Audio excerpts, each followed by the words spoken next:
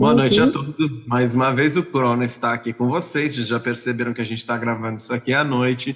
Hoje a gente vai falar com uma pessoa que, quando eu conheci pela internet, já me cativou por toda a bagagem que ela trazia e o jeito que me apresentava. Então eu quero começar mais uma vez pedindo para a Mônica se contar para a gente quem é ela, tá? Um pouco dela, e depois a gente vai explorar isso um pouco melhor. Boa noite, Cosmo, boa noite a todo mundo. Carol, boa noite, que está aí atrás. Gente, olha, é difícil falar de si, né? Mas eu diria que eu sou uma pessoa, costumo brincar muito e dizer que eu sou uma pessoa que já nasceu estragada. Porque eu adoro educação, adoro física, e não na sequência educação física, numa física sem educação. E gosto muito da vida, gosto muito de pessoas. Então eu sou uma pessoa que nasceu além mar, que veio para cá, que carrega muitas memórias de família e que adora a cultura humana, e que adora aprender, e que adora saber mais e conversar, e adora contar histórias. Acho que eu sou uma contadora de histórias guardada no peito. Acho que é mais ou menos isso. Muito bom. E a gente, já que você falou do Além-Mar, conta para esse pessoal que você veio de Angola, certo? Então conta um pouquinho de como foi fazer esse trajeto e essa mudança de vida, tá? E, assim, seu livro fala um pouco, os seus dois pontos dentro do livro, eles falam um pouco de nascer e de morrer. Era uma boa para a gente começar uma entrevista falando de um pouco do que você sente nessas duas vertentes da vida humana. Ah, que legal. Então, eu nasci numa cidadezinha pequenina, mas não insignificante, né? Pequenina comparado a grandes metrópoles, né? Que é Lubito, uma cidadezinha de Angola. Lubito é uma cidade portuária de Angola, com um movimento frenético, com um grande desenvolvimento, né? Na época ainda da dominação portuguesa, né? Vamos dizer assim. E que sofreu um bocado com o processo de libertação de Angola. Então, minha família estava toda alocada lá, eu, um irmão mais velho, e meu pai e minha mãe, e quando eclodiu, né, a libertação de Angola, vamos dizer assim. As guerrilhas aconteciam mais para o lado da mata, mas ela vinha se aproximando da cidade, então minha mãe e outros tantos decidiram que era hora de partir, né, era hora de ir embora. E o que foi muito conturbado. Então eu tenho muitas memórias, parte minhas, parte criada pela família, né? Porque na verdade é isso, né? As nossas memórias, elas são sempre uma criação da mente, seja da nossa própria, ou seja de outros tantos que convivem com a gente, né? Ou seja, uma mistura disso tudo. E aí a gente teve que ir embora de Angola com comboios, né? Protegidos pelo exército português no meio e nas pontas, nas extremidades, e atravessar todo o território africano até a África do Sul. E na África do Sul nós ficamos lá em campos de refugiados de guerra. Quem sustentava tudo era a Cruz Vermelha, né? E lá, em alto momento do apartheid, nós éramos separados, não pela cor da pele, olha que coisa curiosa, né? Mas pelo formato do crânio. Então, há uma região aqui na cabeça, né, que é mais arredondadinha quando você é caucasiano, quando você é branquinho, né, é bem redondinho. E quando você é um afrodescendente, você tem a região um pouco mais achatada. Então parece que você toma um Negroni. Aliás, uma coisa que eu aprendi, achei fantástico, porque você sabe que uma das coisas dos motoqueiros usarem, né, como símbolo muito caveira, né, esqueletos, é porque é aquilo que mais nos aproxima como humanos, né? E eu desde pequena queria saber, mas como é que sabem que aquele esqueleto era de uma mulher branca, de um homem negro, né? E numa dessas conversas com a minha mãe, ela disse, olha, pelo formato do crânio, e aí foi quando ela me contou que no apartheid a gente era separado pelo formato do crânio nos campos de refugiados de guerra. E a minha família só ficou junta, porque veja você, a minha mãe foi na cidade que lá estavam, até o bispo da Igreja Católica, até o bispo, e pediu para que ele alterasse o documento do meu pai de cabrito, que em Angola significa filho de mulato com branco, para branco. Então foi com uma canetada de um bispo que a minha família ficou junta no campo de refugiado de guerra. Dali nós ficamos 1 ano no Estoril, num hotel no Estoril, Portugal, como refugiados, né? Então tudo pago pelo governo português, até que pudéssemos receber um visto, até que pudéssemos vir para o Brasil, porque já tinha parte da família da minha mãe aqui, alocados no Rio de Janeiro, e aí mandaram uma carta de chamada, né?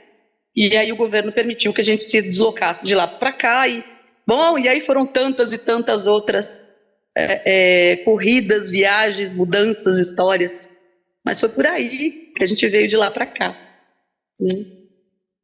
com todas as suas, digamos assim, dificuldades e com as suas belezas também, né?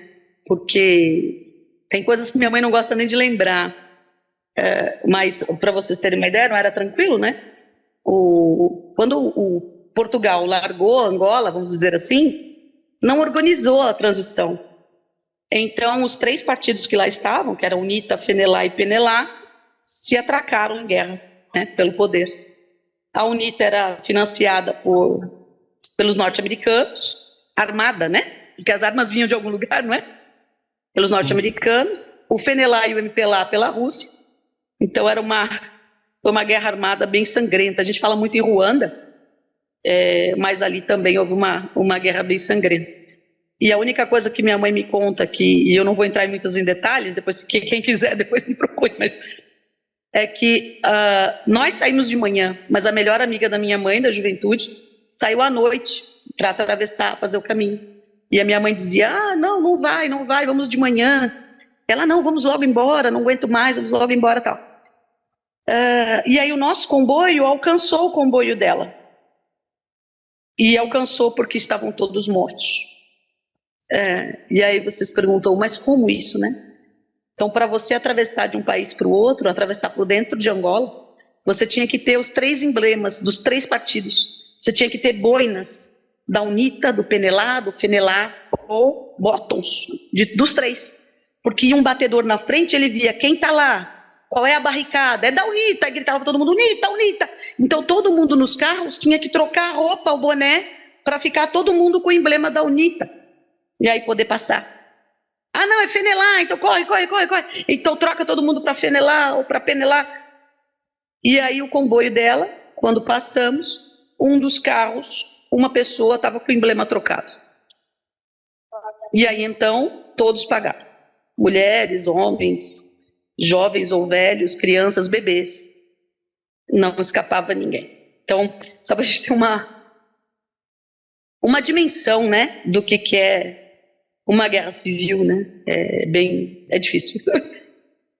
Mas ficou para trás, né? Eu acho que o que não nos leva, nos fortalece. Então, é isso. E estamos aqui. É muito impactante porque a gente traz assim, a gente não enxerga isso quando conhecem as pessoas. A gente vê muito hoje, tem muita gente chegando no Brasil, vindo dos países da África, e a gente vê muita dificuldade na convivência, as pessoas não entendem direito o porquê essas pessoas estão aqui, e quando você conta isso de Angola e do que vocês passaram, tudo bem, são outros países, outras histórias, mas na realidade ninguém migra, ninguém imigra, né? Na realidade, existem as pessoas que imigram porque querem, mas a grande maioria precisa.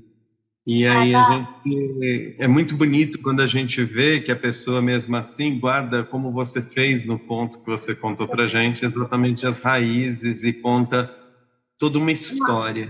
E aí eu percebo um peso muito grande que você e um respeito muito grande a essa história. Fala um pouco disso para esse pessoal, para eles entenderem o quanto é importante isso. É uma coisa louca, né? Porque você vai se conhecendo, vai se construindo, né? É a velha compreensão, que é até título de um livro, né? Que ninguém é negro, torna-se negro, né?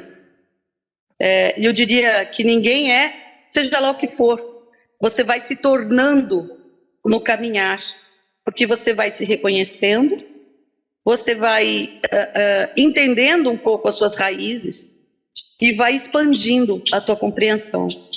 E quando isso acontece é bonito, né? Eu acho que é belo. Por exemplo, eu tenho muitas memórias, né? Como escritora, eu tenho uma escolha pessoal que é sempre deixar nos contos, ou seja, no que for. Então, eu tenho uma escolha pessoal que é assim, tentar sempre deixar pelo caminho algum ponto que faça pensar e que leve a algum sentimento, que compartilhe de algum modo ou algum saber ou alguma emoção. Ou os dois ao mesmo tempo, né? Uma coisa não exclui a outra. Isso é uma coisa que eu adoto, adoto para mim, inclusive na produção acadêmica, né? Então, eu já escrevi um livro sobre física dura, né? Sobre física das radiações. Então, o caminho que eu escolhi é um caminho de conto. Então, às vezes as pessoas da física não entendem, né? Falam, isso aqui tem muito romance. Eu falo, exatamente. Porque é uma história que eu quero compartilhar, eu quero que as pessoas entendam, eu quero que leiam, porque, para ser muito honesta, os livros são chatos de física, são muito chatos. E às vezes a gente deixa só na prateleira. E a ideia é que a pessoa possa se sentir envolvida, que entenda a história, por que deu aquele problema, aquele chabu ali naquela pesquisa. Então a história, mesmo a história da ciência, é de grande importância. E aí, quando você pensa em contação de histórias, ou quando você pensa em falar com pequeninos, a história é pessoal muito mais. Porque é o que você carrega de mais verdadeiro, né? É o que você carrega de propriedades de si e de sua família. Então, eu acho que é o que a gente carrega de mais precioso. Então, isso é uma opção muito, muito pessoal mesmo. Então, eu tento. Então, os meus contos, por exemplo, especificamente os dois que a gente traz aqui, a chegada e a partida, os dois eles carregam um pouco de verdade, de memórias mesmo da minha família, e um pouco de resgate de uma memória mais coletiva, e um pouco de cultura do povo, né, que não é único, né? Angola é absurdamente dividida, né? Aquela coisa de que é um país só, assim como o Brasil, né, de dimensões continentais. Nós temos um monte de Brasis aqui dentro, né? Então a gente não tem um índio, nós temos povos originários, né, que são muitos e diversos. E a minha mãe brincando comigo falava assim, gostas dessas coisas? Ela ainda tem bastante sotaque. Tu estás aí com essas porcrias? Em Angola as miçangas são porcria, todo mundo tem. E eu falava, ok, mas isso me traduz também. Não importa que todo mundo tenha ou que um tem, é cultural, é do meu povo. Então é uma coisa muito maluca. E aí quando você se percebe assim, você começa a perceber que também aonde você está hoje carrega culturas e heranças do teu próprio povo. Então nós temos várias culturas aqui que trabalham com artesanatos similares aos que tem de lá. Você vê alguns rituais aqui que ocorrem, como o beber os mortos do Nordeste, que é muito próximo do que se faz nos bacongos, nos quicongos, em Angola, nos quimbundos. Então, aí você fala, nossa, a gente está aqui também, a gente está lá. Na verdade, a gente é humano. A gente é um bando de ser humano tentando se achar, se entender. E que bom quando tenta compartilhar coisas, espaços, ideias, histórias.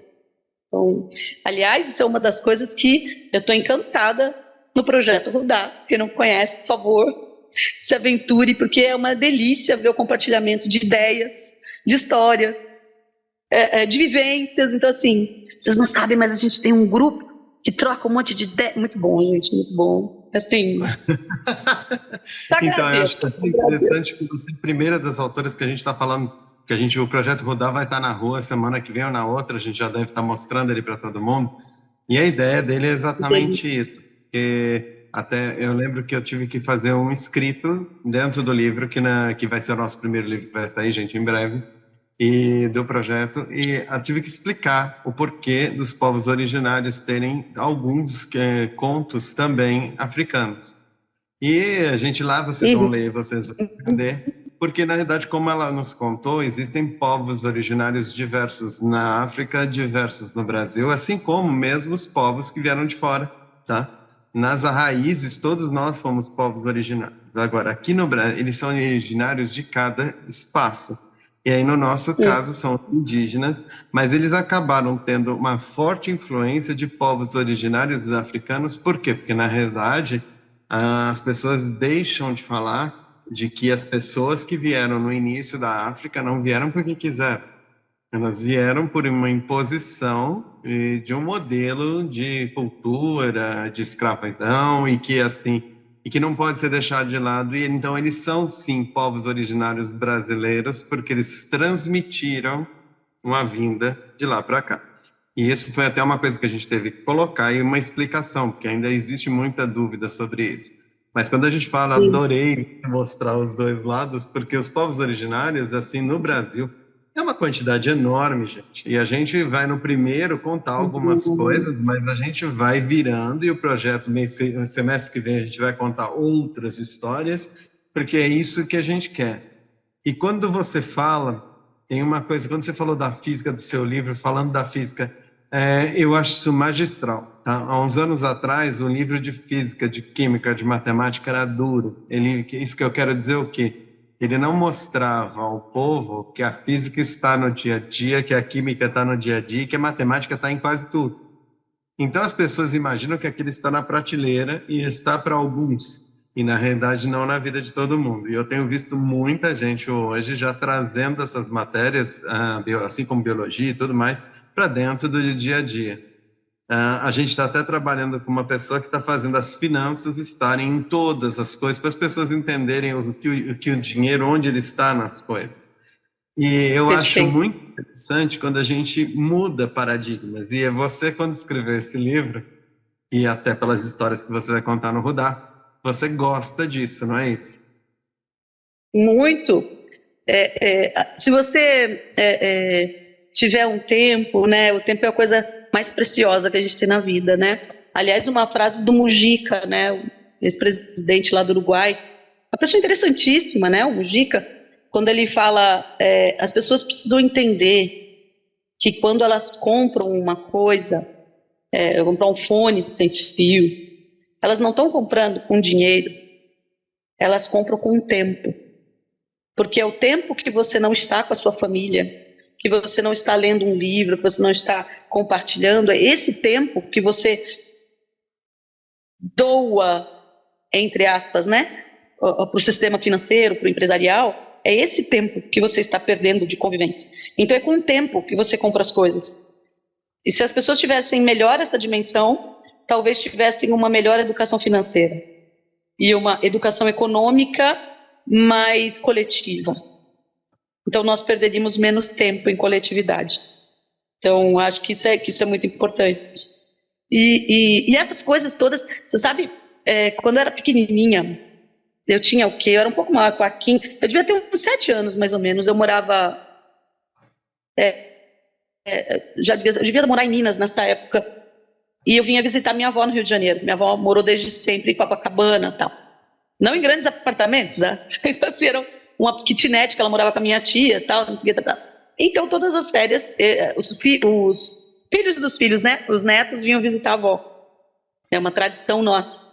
E aí, um dia, essa mulher maravilhosa, que foi a Dona Candinha, odiava que a gente chamasse ela de Candinha. Nossa, fofoqueira! Dona Cândida, ela um dia sentou-se comigo, eu devia ter uns 7 anos, e falou assim: ó, minha neta, senta-te aqui. E eu, não, vó. Anda cá. Pois não, vó. Olha, presta atenção. Faz a prestar atenção. Tô, avó, tô prestando atenção.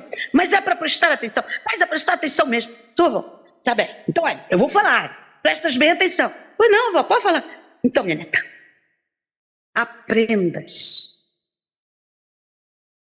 Aprendas, minha neta, aprendas. Tá, avó, vais aprender, minha neta, vais aprender. Vou, avó, me promete? Prometo, avó, prometo. Então vais aprender, vou, avó. Mas, avó, aprender o quê? Ela vira para mim assim com um sorriso maravilhoso e diz: ah, minha neta, aprendas de tudo, tudo que puderes, aprendas a passar, a cozinhar, aprendas a fazer tricô, crochê, mas também aprendas as ciências, as matemáticas, aprendas poesia, arte, minha neta, aprendas de tudo, porque saber não ocupa espaço. Aquilo me marcou tanto, porque veio de uma mulher analfabeta. Minha avó mal escrevia o seu nome. Trabalhou a vida inteira para sustentar a família, fugiu de uma guerra, passou por coisas que embargam. E aí ela vira para a neta e diz: aprendas.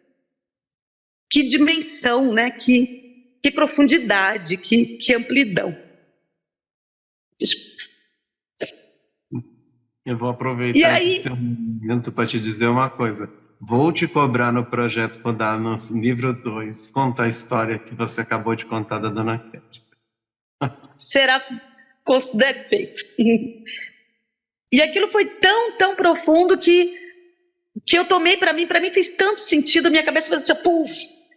E de lá para cá, tudo que cai na minha mão é passível de aprendizado. Então, eu nunca me neguei a conversar com ninguém que quer me explicar uma coisa e que eu quero entender. Livros, eu li de tudo quanto você imagina, né? de contos espíritas até literatura infanto-juvenil ou tratados de estudo de físico-química.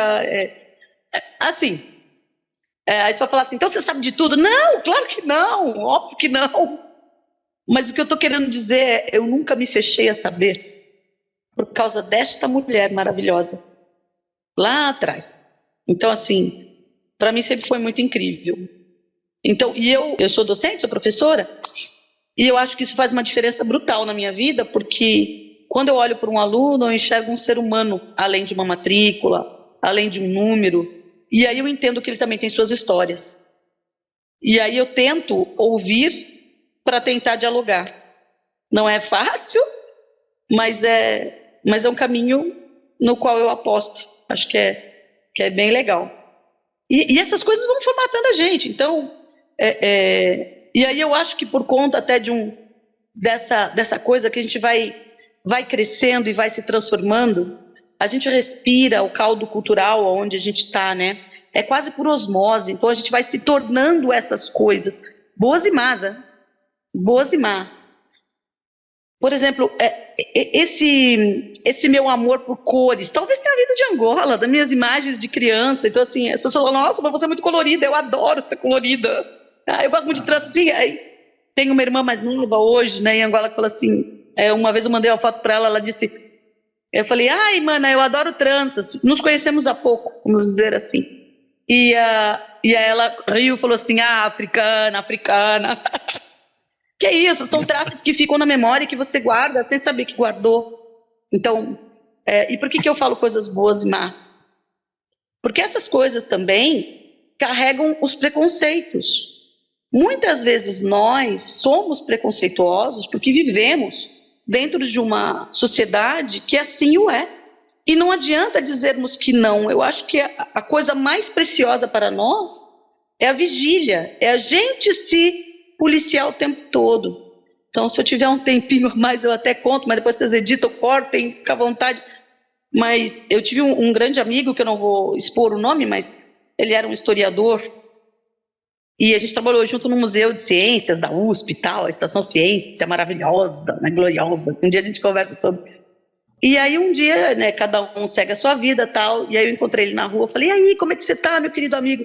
Ele disse, eu tô ótimo, tô apaixonado, conheci a mulher dos meus sonhos, maravilhosa. E eu, que legal. Passo uns 2, 3 meses, encontro com ele de novo. Falei, e aí, como é que tá a paixão? Ele falou, melhor do que tudo, nós vamos morar juntos, porque ela tá grávida, tô super feliz e tal. Eu falei, quando eu vou conhecer essa deusa? Eu preciso conhecer essa pessoa que faz o meu amigo super feliz, quem é? Aí ele, então faz o seguinte, você vai no casamento de fulano, que era um amigo em comum? Eu vou, então lá a gente se apresenta. Aí chegou o tal do casamento. E aí era um casamento de um casal metido com o teatro. Olha aí, as pessoas gostam muito de contar a história. E aí o casamento foi andando, as pessoas iam andando, ia tendo aquela história, a gente acompanhava. Eu só briguei com eles que demorou demais, foi 2 horas e meia de casamento, eu não aguentava mais andar. Mas foi lindíssimo, belíssimo. Aí começou a festa, e aí de repente no meio daqui o pessoal dançando, pulando na pista, aí eu vejo meu amigo chegando. E eu falo, ei, aí ele olha pra mim, Moniquinha! E ele vem vindo, veio me abraçar, atrás dele vem a mulher mais linda que eu vi nessa minha vida. Linda, mas linda. Ela tinha assim, perto de 1,80 m, que é uma coisa não muito comum para as mulheres brasileiras, né? Belíssima. Ela tinha uma pele ébano, fantástica, um olho de jabuticaba, de uma vivacidade incrível, um sorriso marfim largo, totalmente careca, não tinha um fio de cabelo na cabeça, e tinha o rosto mais bem desenhado, que eu parecia esculpida por Chokwe, por uma cultura Chokwe, assim, muito bem esculpida, gente do céu. E de costas você nem diria que ela estava grávida, porque ela era tão elegante que parecia uma bolinha assim. A primeira coisa que veio na minha cabeça, Cosmo, puxa, mas ele não me disse que ela era negra. A segunda coisa que veio na minha cabeça, peraí, mas se ela fosse loira, eu diria, puxa, ele não me disse que ela era loira? Não, e aí minha cabeça entrou em parafuso, explodiu aqui dentro. Eu, como assim? Eu sou preconceituosa? Eu sou uma mulher negra, africana, participo de tudo quanto é coisa em prol da igualdade. Como assim? Aquilo mexeu tanto comigo que ele conversou comigo 10 minutos. Eles ficaram conversando comigo e eu te juro por Deus, eu não sei até hoje o que eles falaram. Não sei, eu não ouvi uma palavra, porque minha cabeça estava assim, ó, como eu sou... Aí eu saí, eu fui embora da festa, fui embora. E aí eu fiquei literalmente em depressão 2 semanas. Falei, não é possível que eu seja uma pessoa preconceituosa. Não é possível. Não é. Assim, eu fiquei alucinada. Aí eu falei, só tem um jeito de resolver isso. Eu vou contar pro meu amigo que eu fiz, que isso foi muito mal. Meti a mão no telefone e falei, olha, Moniquinha, como é que você tá? Eu falei, meu, eu preciso te ver, preciso conversar com você. Falei, pois não, lembra? Ele é um historiador. E aí a gente foi, encontramos lá na lanchonete, sentei e tal, aí ele apareceu. Moniquinha, tal, e sentou-se para conversar comigo. Aí eu olhei para ele e falei, olha, Fran, eu não sei nem como te dizer, mas eu vou dizer tudo uma vez. Aí eu contei para ele o que aconteceu e caí nos prantos. Falei, me perdoa, você pode nunca mais querer falar comigo, e você está coberto de razão, eu também não falaria mais com essa pessoa horrorosa. E desabei, né? Aí ele vai e fala assim, segura minha mão, solta uma gargalhada daquelas que parece que saíram dentro do peito e fala assim, ai, Moniquinha, só você mesmo, né? Porque só você mesmo. E aí ele vai e pela primeira vez na vida ele me fala sobre uma coisa chamada racismo estrutural. E estava eu lá aprendendo que a gente absorve coisas sem sequer perceber que absorveu, porque você está dentro dessa mesma cultura. E esta cultura é racista, então a gente tem que tomar cuidado. E ela é homofóbica, e ela é tanta coisa, então a gente precisa se policiar o tempo todo, para sem querer fazer uma bobagem, sem perceber que está fazendo também. Então eu acho que a gente absorve a cultura por osmose mesmo, você não percebe que aquilo vem de todos os lados e tal. E aí cabe a nós, com a nossa inteligência, nossa eficiência, nossa bondade de coração, nosso ser por completo, escolher que coisas a gente quer que fique e que não fique. E não é fácil. Você estava falando dos povos originários. Eu tenho um bando de filhos, gente. Tem um bando de filhos. E aí meu filho mais velho, quando ele começou a ir para a escola, então ele ficou com a gente, né, comigo e com meu esposo, até a idade limite de escola, porque como a gente conseguia revezar horário, a gente não precisava botar em creche, nada, então somos privilegiados, né? Na verdade, nós escolhemos ser assim, né? Escolhemos inverter os horários e tal. Então ele estava sempre com um de nós. Acabou se alfabetizando em casa, acabou aprendendo números, inclusive negativo em casa, assim, natural, foi só de dar trela, viu, gente? Quem tem filho aí, filho quer conversar, dá atenção, conversa. Que nem o meu aqui já veio aqui 2, 3 vezes, já dá uma atenção, já vai embora, vai lá. Mas porque isso cria um laço que é incrível, assim, é incrível. Bom, e aí ele entrou na escola, e uma das primeiras tarefas na escola era assim, você vai fazer uma redaçãozinha falando o que é uma casa. E aí, o exemplo era, a casa do índio é a oca.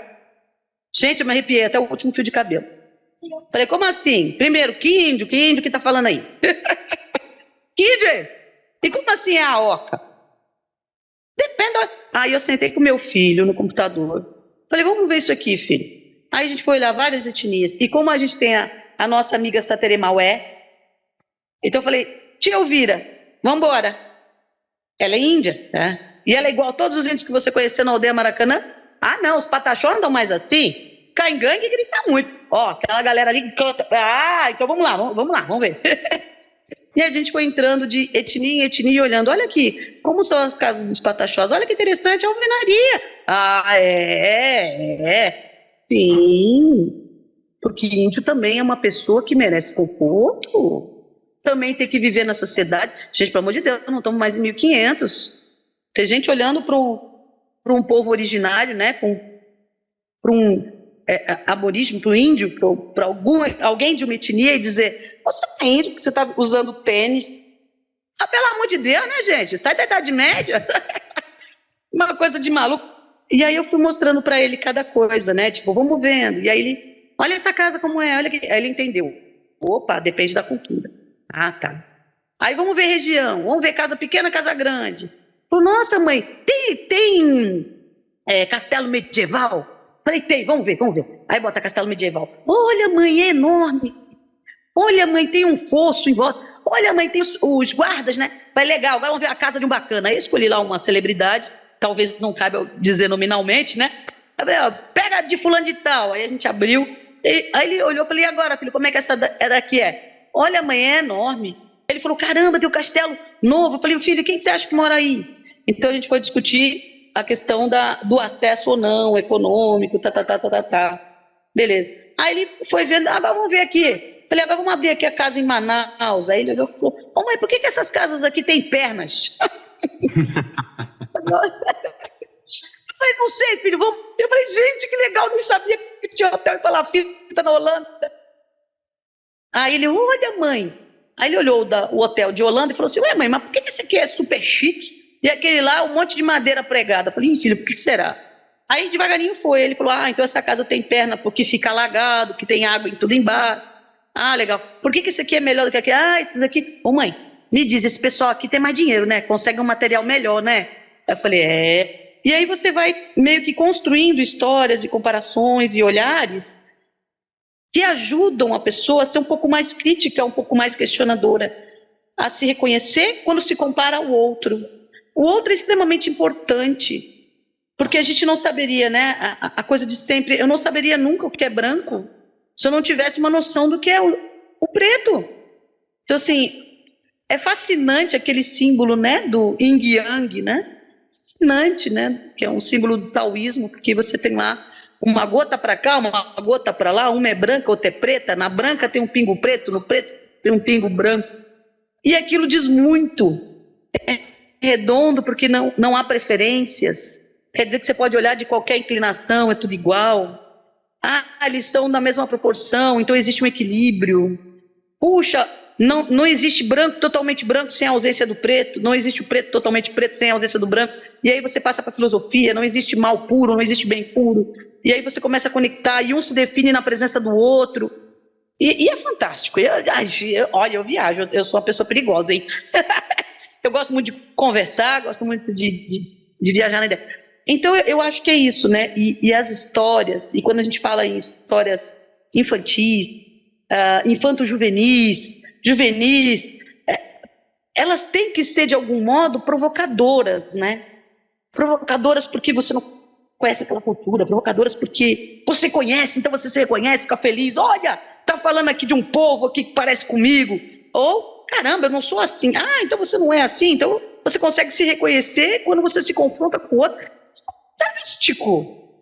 Maravilhoso. Então, não, sei lá. Eu já estou indo além, né? Estou me perdendo aqui já. Não, foi maravilhoso, Mônica, que a gente tem uma limitação que a internet não deixa a gente gravar muito longo. Então, sim, mas assim, eu queria te dizer uma coisa incrível.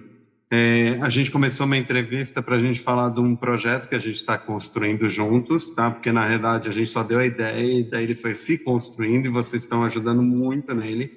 Eu não quero que ele acabe, eu quero que ele perdure por muito tempo, que a gente depois vai construindo, conhecendo gente, trazendo gente para dentro dele e falando exatamente como você.